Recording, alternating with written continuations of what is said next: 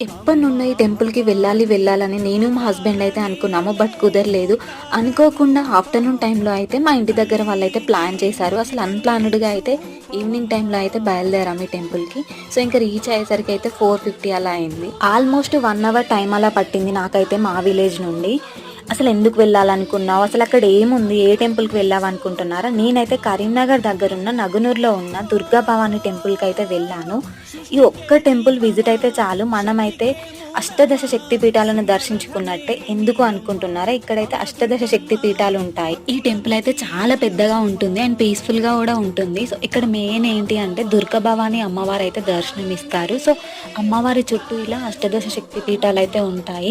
నిజంగా అసలు 2 కళ్ళు సరిపోవు చూడ్డానికి. ఇక దుర్గా భవానీ అమ్మవారిని అయితే మంచిగా దర్శనం చేసుకున్నాము.